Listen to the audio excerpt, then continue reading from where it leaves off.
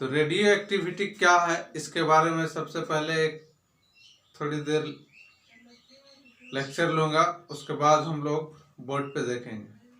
सबसे पहले मैं ये बताना चाहता हूँ कि रेडियो एक्टिविटी आखिर होता क्या है। तो रेडियो एक्टिविटी एक नेचुरल फेनोमेना है जिसमें कि कोई भी रेडियो एक्टिव एलिमेंट से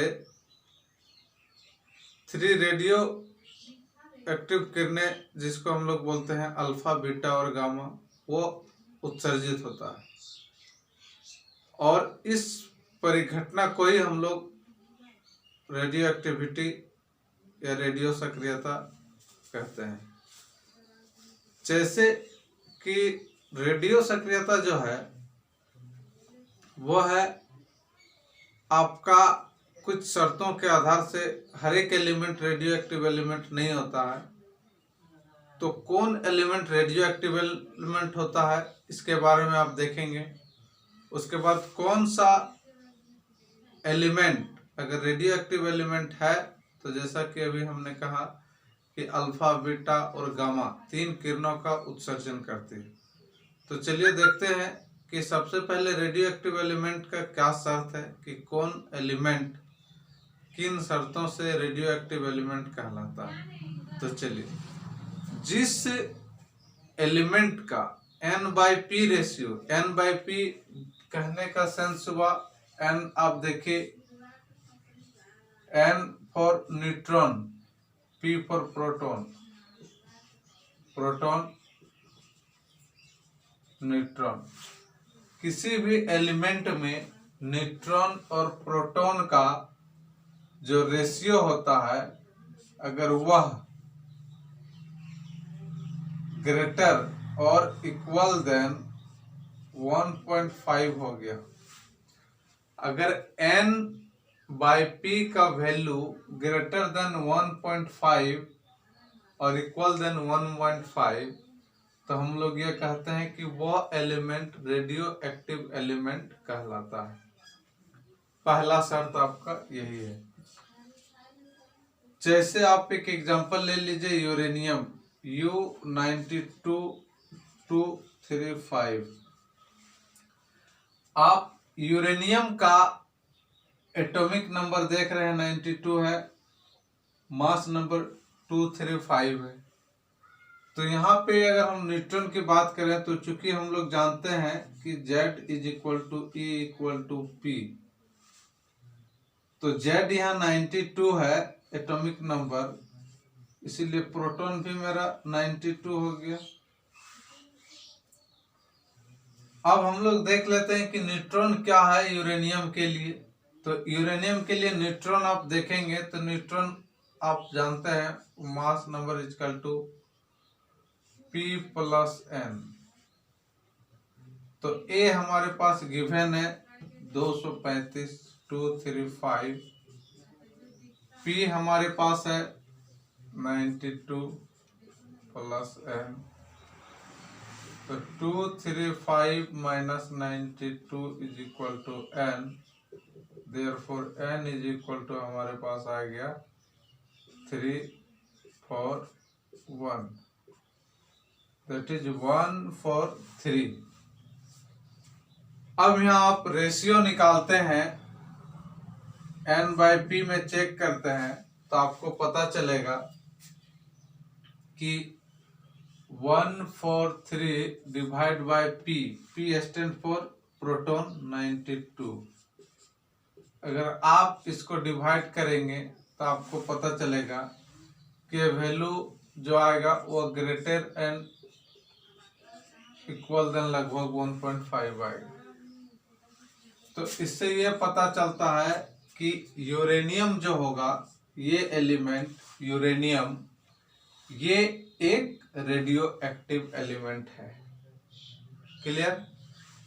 कोई भी एलिमेंट जिसका N/P ratio, N means neutron, P means proton, N/P का मान अगर 1.5 से बड़ा या उसका इक्वल हो, तो वह एलिमेंट रेडियो एक्टिव एलिमेंट कहलाता है। तो ये तो आपका हो गया शर्त कि कौन एलिमेंट रेडियो एक्टिव एलिमेंट होते हैं और कौन एलिमेंट रेडियो एक्टिव नहीं होते हैं। अगर इसका वैल्यू 1.5 से छोटा होगा तो वो नहीं होगा।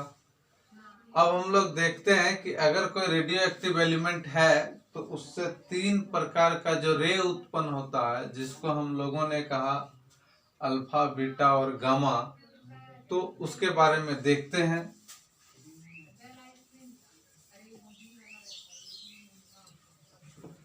बहुत ही इम्पोर्टेंट चैप्टर है ये। पॉलिटेक्निक दृष्टिकोण से या कोई भी कंपटीशन एग्जाम में रेडियो एक्टिविटी से प्राय क्वेश्चन पूछा जाता है केमिस्ट्री का। तो चलिए हम लोग कंसिडर कर लेते हैं कि ये एक कंटेनर है जिसमें हम लोग कुछ रेडियो एक्टिव सब्सटेंस यहाँ पे रखे हुए हैं।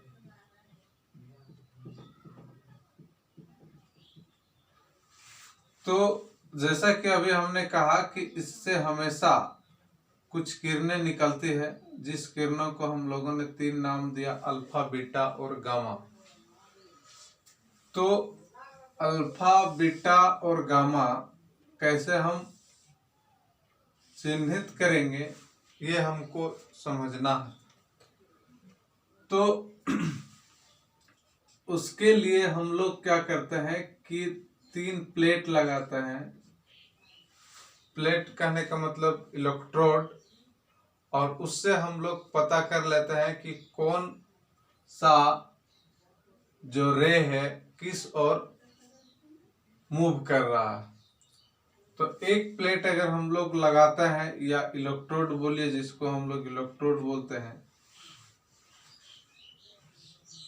एक इधर और एक इधर, चलिए।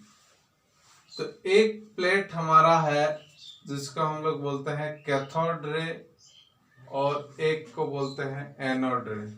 तो चलिए इसको अगर हम लोग एनोड नाम देते हैं, इलेक्ट्रोड है, कैथोड और एनोड इलेक्ट्रोड है, यह आपका कैथोड है। तो चलिए, जैसा आप जानते हैं कि एनोड जो है पॉजिटिव चार्ज होता है और कैथोड जो है नेगेटिव होता है। तो हम लोग जानते हैं कि कोई भी चीज में अट्रैक्शन जो है 2 डिफरेंट प्रॉपर्टी वाले के बीच होता है। तो यहां से 3 रे निकलते हैं, एक अल्फा, बीटा और गामा। तो अल्फा रे का जो नेचर है वो पॉजिटिव होता है, और बीटा रे जो होता है वो नेगेटिव होता है।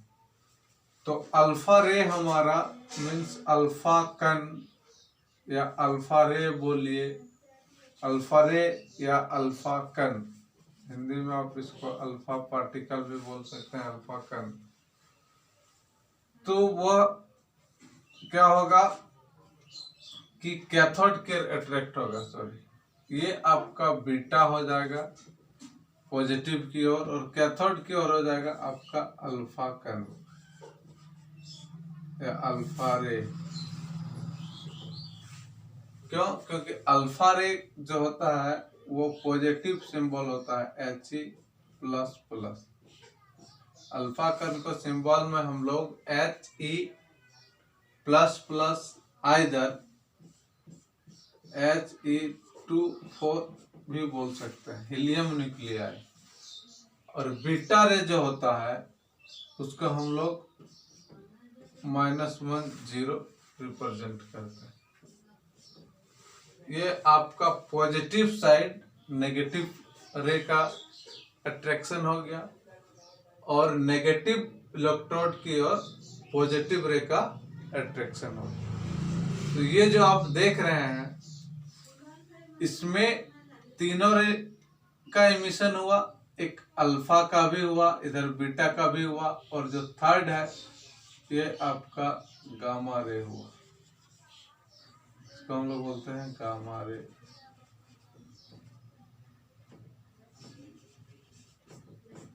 तो चूंकि ये कोई चार्ज नहीं होता है, इसलिए ये सीधा चला गया।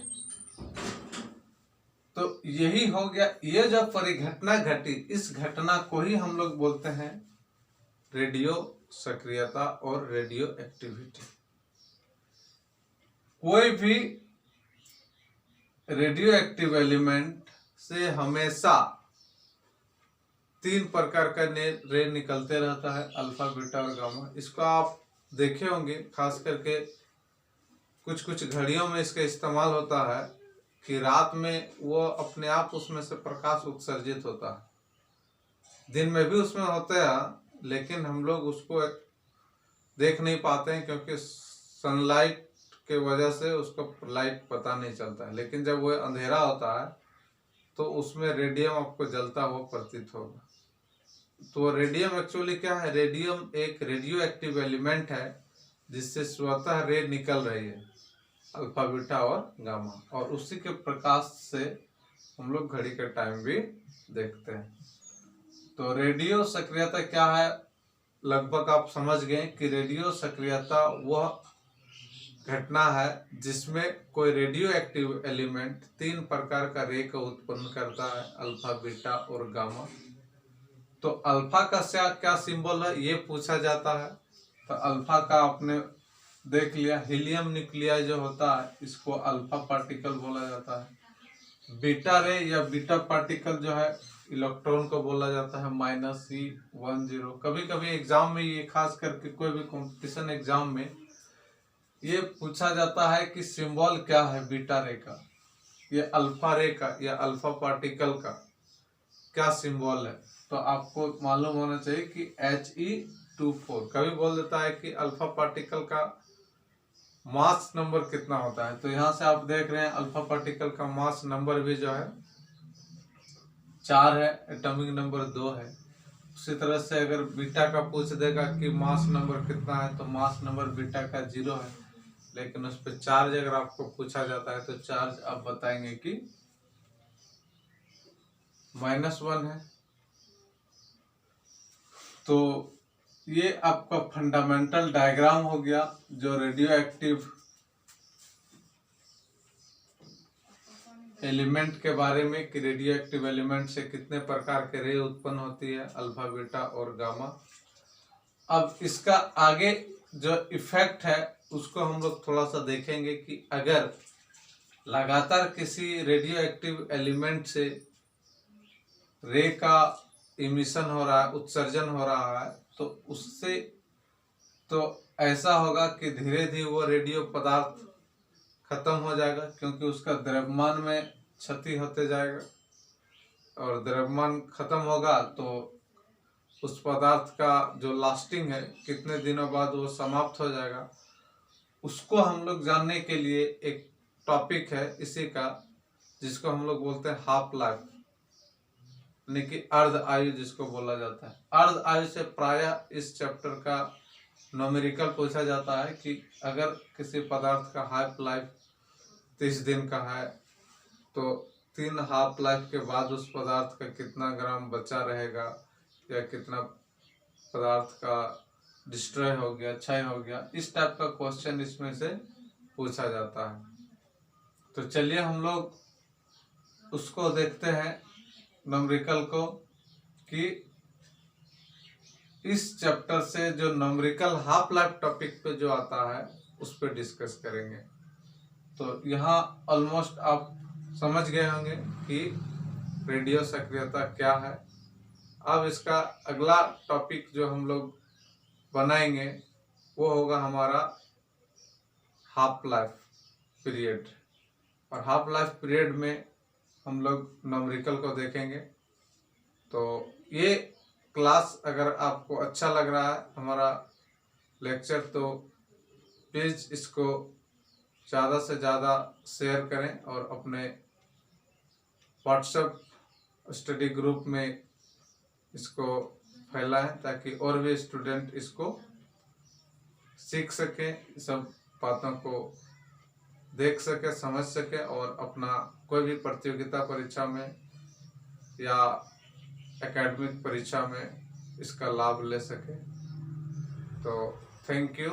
वेरी मच इस वीडियो को देखने के लिए। Thank you very much.